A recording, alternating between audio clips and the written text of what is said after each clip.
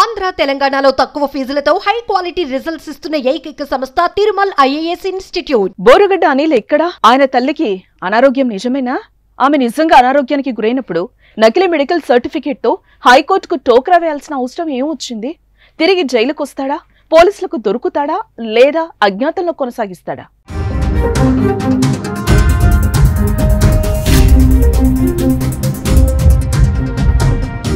బోరుగడ్డ అనిల్ కుమార్ అజ్ఞాతంలోకి వెళ్లిపోయాడు. కోర్టుకు తప్పుడు మెడికల్ సర్టిఫికెట్లు సమర్పించి బెయిల్ పొందిన అతడు తర్వాత కనిపించకుండా పోయాడు.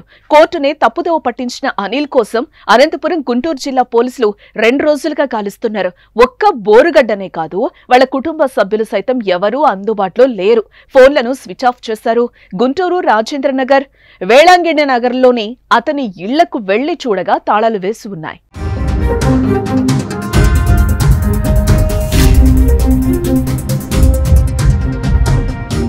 అనంతపురం 4వ పట్టణ పోలీసులు నమోదు చేసిన కేసులో రాజమహేంద్రవరం కారాగారంలో రిమాండ్ ఖైదీగా ఉన్న అనిల్ తన తల్లి ఆరోగ్యం బాగలేదని ఫిబ్రవరి 15న మధ్యంతర బెయిల్ పొందారు.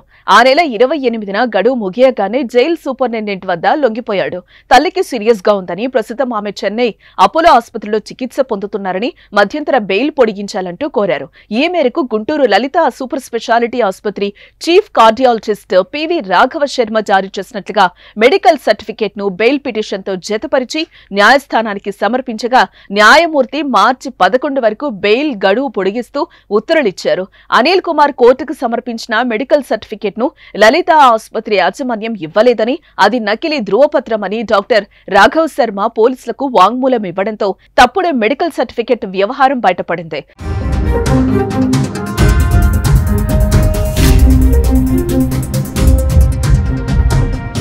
అప్రమత్తమైన పోలీసులు బోరుగడ్డ ఎక్కడ ఉన్నాడో తెలుసుకునేందుకు ఆరా తీసినా బోరుగడ్డ దొరకడం లేదు. ఇంతకీ అనిల్ చెన్నైలోని అపోలో ఆసుపత్రికి వెళ్లాడా, వెళ్తే ఎన్ని రోజులు ఉన్నాడని అక్కడికి వెళ్లి పోలీసులు ఆరా తీయగా అతను వచ్చినట్లు స్పష్టత లేదని తేలింది.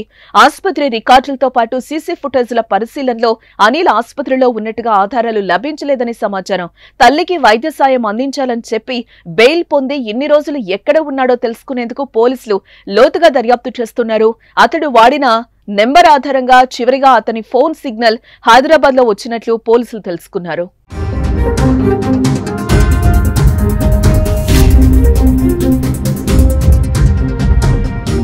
వైఎస్ జగన్ ముఖ్యమంత్రిగా ఉన్నప్పుడు బోరుగడ్డ అనిల్ ప్రతిపక్ష నాయకుడు చంద్రబాబు నాయుడు, టీడీపీ నేత నారా లోకేష్ తీవ్ర స్థాయిలో విరుచుకుపడ్డారు. అలాగే జనసేన అధినేత పవన్ కళ్యాణ్ ను వ్యక్తిగతంగా దూషించారు.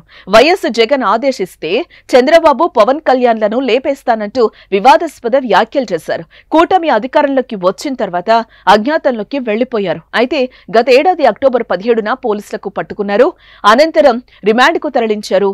బోరుగడ్డపై అనేక కేసులు నమోదు కాగా అనంతపురం 4వ పట్టణ పోలీస్ స్టేషన్ లో నమోదైన కేసుల్లో రిమాండ్ గా ఉన్నారు. ఇప్పటికే అనేక కేసులతో ఇబ్బందులు ఎదుర్కొంటున్న బోరుగడ్డ అనిల్ కుమార్ మెడకు ఫేక్ మెడికల్ సర్టిఫికేట్ తో బెయిల్ పొందిన వ్యవహారంతో మరో కేసు నమోదయ్యే అవకాశం ఉంది. మరి ఈ నెల 11న లొంగిపోతాడా లేదా అన్నది ఉత్కంఠగా మారింది.